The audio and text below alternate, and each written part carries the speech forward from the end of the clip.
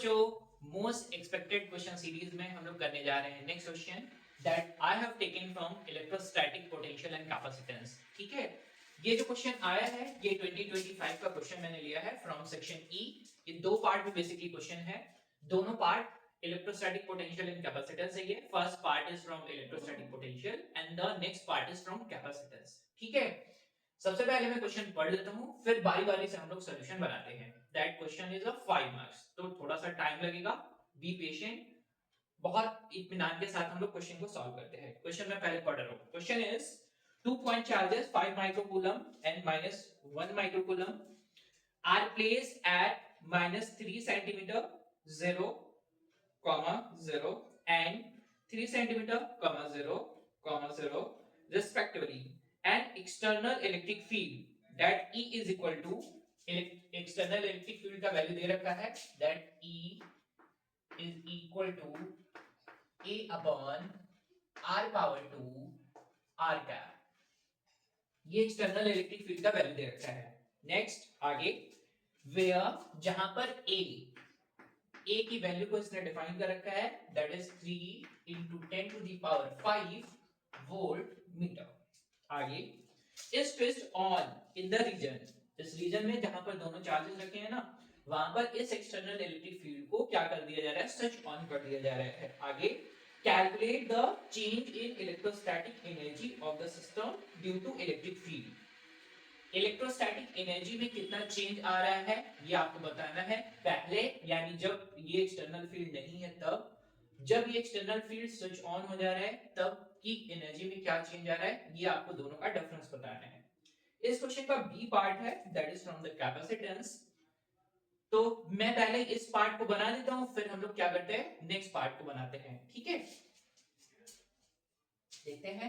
सबसे पहले मैंने चार्जेस को प्लेस करने के लिए बना रखा है, ये मैंने बना ली है axes, this is X axis and this is Y access.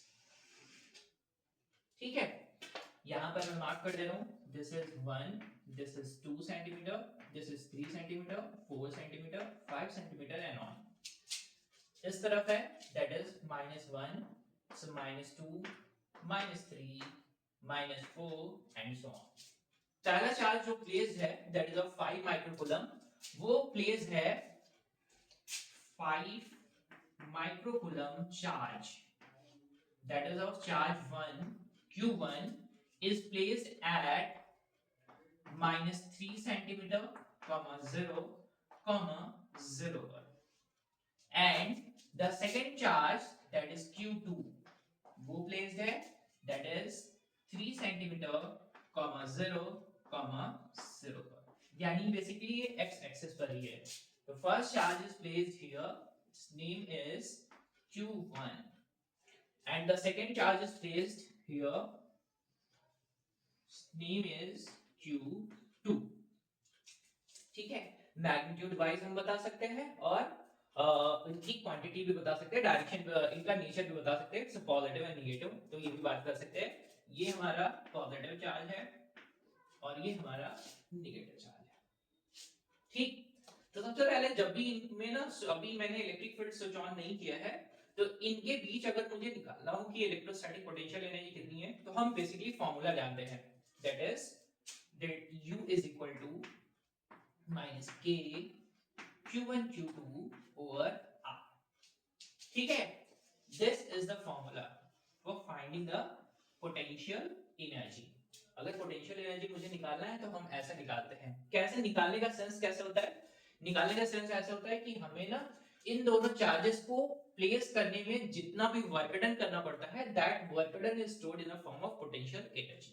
तो हम ऐसे निकाल लेते हैं, this is the initial condition.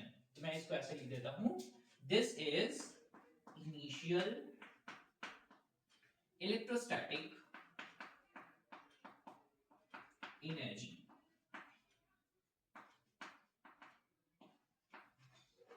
ठीक है, ये इनिशियल इलेक्ट्रोस्टैटिक एनर्जी है, तो मैं इसको 1 करके लिख दे रहा हूं, दिस इज 1। ठीक है, अब एक्सटर्नल इलेक्ट्रिक फील्ड को ऑन कर दिया जा रहा है, एक्सटर्नल इलेक्ट्रिक फील्ड दे रखा है ये।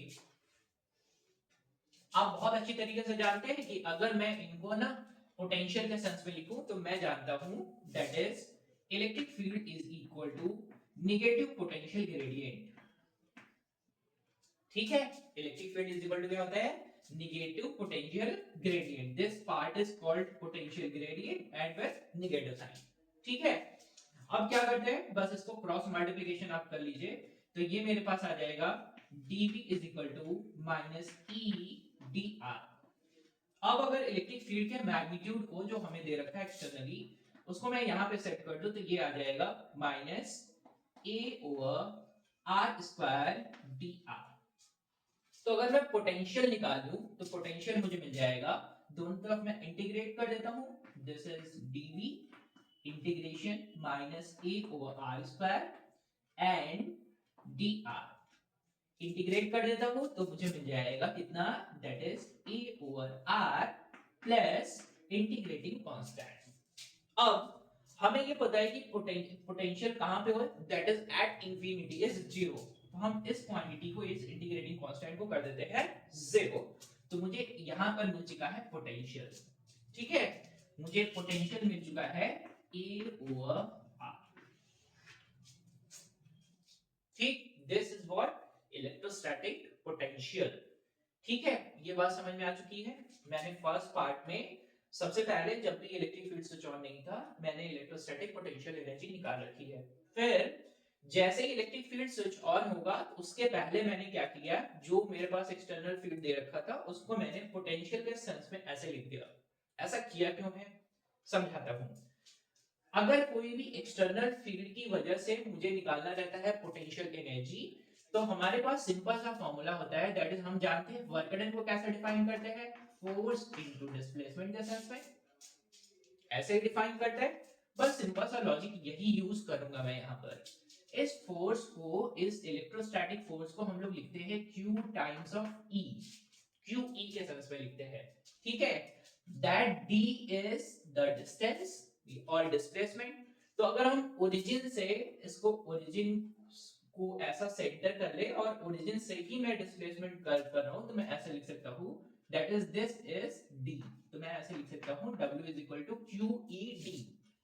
अब यहां पर देखो जरा, that d is displacement, that is replaced by r, तो हम इस क्वांटिटी को ऐसे लिख सकते हैं that is q into v कर सकते हैं। ठीक है, इस टोटल क्वांटिटी को हम लोग रिप्लेस कर सकते हैं यहां पर मौजूद इस फॉर्मूले से, that is E is equal to V upon R से। E into R is equal to V, तो हम वर्क डन को कुछ ऐसे लिख पाएंगे। ठीक है, एक्सटर्नल फील्ड की वजह से। अब जरा ध्यान से समझिए, यहां पर मेरे पास जैसे ही फील्ड ऑन हो जाएगा तो काम कितना करना पड़ेगा, तो ये चार्ज और ये चार्ज दोनों को रखने के लिए तो ये एनर्जी तो पहले से ही है। फिर एक और एनर्जी, क्या, कौन सी, दैट इज यहां पर एक्सटर्नल फील्ड की वजह से इस वाले चार्ज को यहां पर प्लेस करने में एनर्जी लगी होगी दिस, और इस वाले चार्ज को यहां पर प्लेस करने में एनर्जी लगेगी। इनके दो पार्ट, तो कैसे लिखेंगे वो जरा देख लीजिए। तो सेकंड मैं यहां पर लिख रहा हूं दैट इज कि भाई एनर्जी ये तो है ही, that is minus k q1 q2 upon r। ये है, पहले ये इनिशियल लिखा था, अभी मैं ये फाइनल लिख रहा हूं, दैट इज uf बना देता हूं, प्लस एक्सटर्नल फील्ड की वजह से इसको रखने में कितनी आएगी, दैट इज qv। अगर मैं इस वैल्यू को एज्यूम कर ले रहा हूं, this is r1 and this is r2, तो मैं ऐसा लिख देता हूं that is v, this is for r1 plus qv, this is for r2।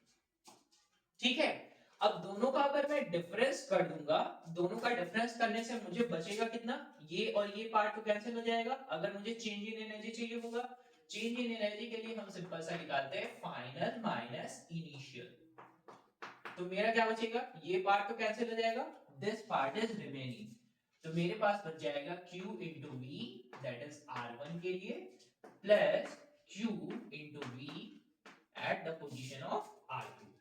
सभी वैल्यूज को मैं प्लेस कर देता हूं यहां पर। पोटेंशियल अगर मैं ये लिख रहा हूं दैट इज यहां पर मैं लिख ही देता हूं that is V for R1, that is A over R1, and V for R2, that is A over R2.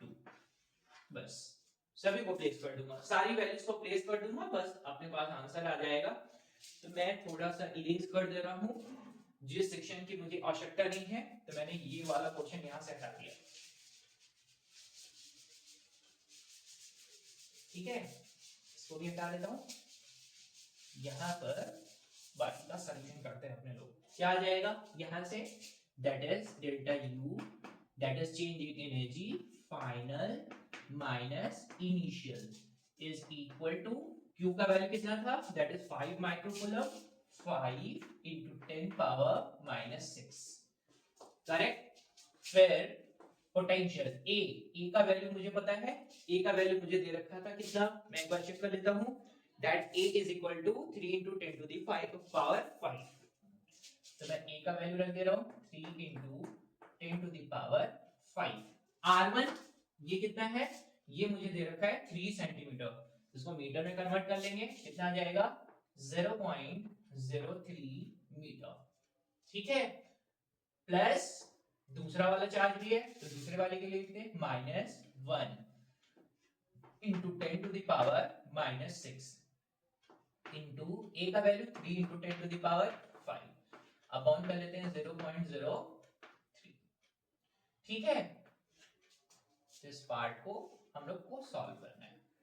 जो कॉमन वाला टर्म है वो कॉमन कर लीजिए, जो बचता है वो कर लीजिए। तो रिमेनिंग पोर्शन बचेगा कितना, देखो जरा, अगर मैं यहां से सभी चीजों को ना कैंसिल आउट करते जाऊं तो 5 पावर कट गया, एक पावर बचा है इनके पास। यहां से डेसिमल वैल्यूज को भी मैं हटा देता हूं, ठीक है ना। तो डेसिमल को मैं यहां हटाऊंगा तो 2 जीरोस यहां पर मुझे बढ़ाने पड़ जाएंगे।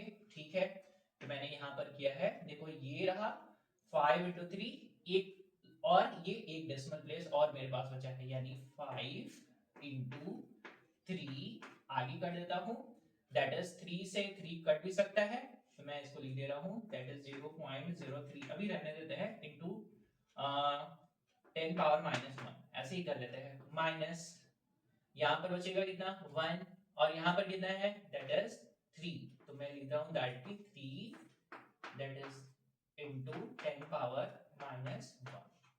इसको सॉल्व करेंगे बच्चों तो आपको सिंपल सा मिल जाएगा, दैट इज एनर्जी। सॉल्व करने के बाद आपको मिलेगा कितना, that is 40 joule of energy. That is, this is the solution of first part. ठीक है, आप इसको सॉल्व करेंगे तो आपको यही मिलेगा। ठीक, समझ में आ गई बात ना। इसको पूरी तरीके से आप सॉल्व कर लेंगे तो आपको कितना मिल जाएगा 40 जूल। ठीक है, अब आ जाते हैं सेकंड पार्ट को सॉल्व करते हैं, फटाफट सेकंड पार्ट को सॉल्व करते हैं, दैट इज फ्रॉम कैपेसिटेंस ना।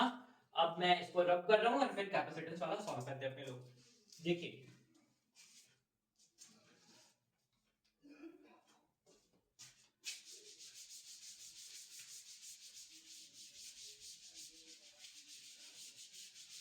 कैपेसिटेंस वाला क्वेश्चन बहुत आसान है, तो वो कैपेसिटेंस वाला पोर्शन सॉल्व कर रहे हैं।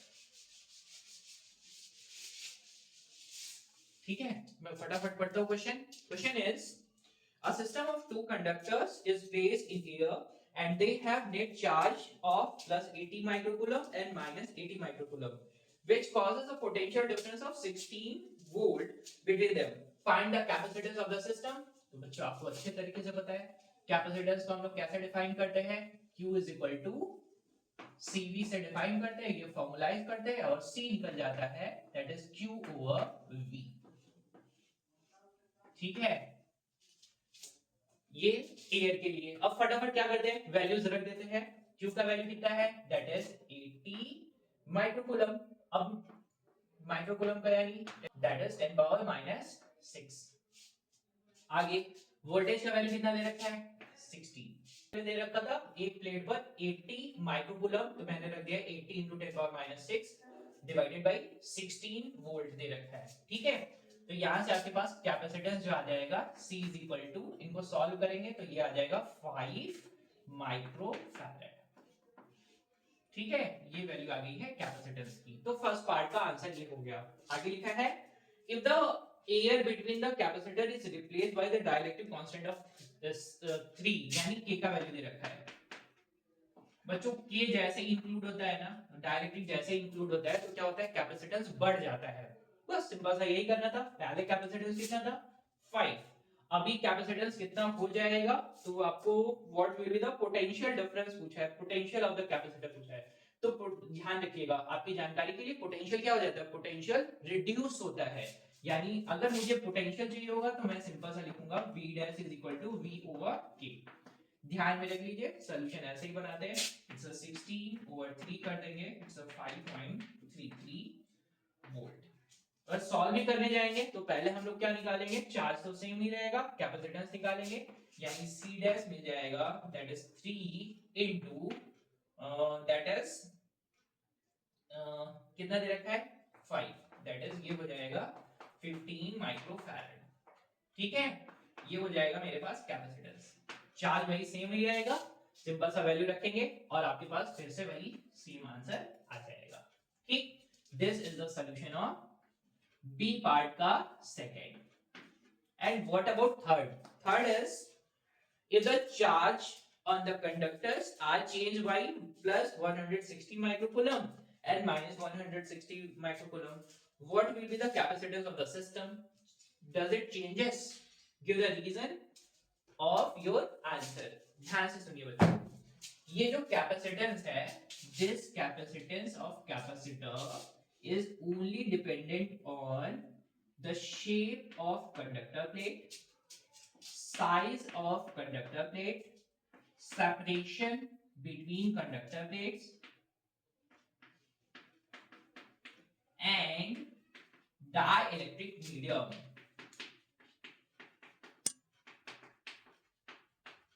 ठीक है, कैपेसिटेंस सिर्फ इन्हीं बातों पर निर्भर करता है, चार्ज से कोई मतलब नहीं होता है। चार्ज क्या कर सकता है, पोटेंशियल को बढ़ा घटा सकता है। ठीक है, चार्ज क्या करेगा, चार्ज बढ़ा रहा है, बढ़ने से क्या हो जाएगा, अभी यहाँ पर अगर मैं देखूं तो चार्ज अगर बढ़ाऊंगा तो पोटेंशियल क्या हो जाएगा, बढ़ जाएगा। सिंपल सा लॉजिक है, चार्ज के बढ़ने से पोटेंशियल बढ़ेगा, चार्ज के घटने से पोटेंशियल घटेगा, लेकिन कैपेसिटेंस पर कोई भी प्रभाव नहीं पड़ेगा। That is the last answer of your question. ठीक है, तो मैं उम्मीद करूंगा बच्चों कि ये इलेक्ट्रोस्टैटिक पोटेंशियल एंड कैपेसिटेंस से 5 मार्क का क्वेश्चन आपने बहुत आसानी से सीख लिया है। थैंक यू बच्चों।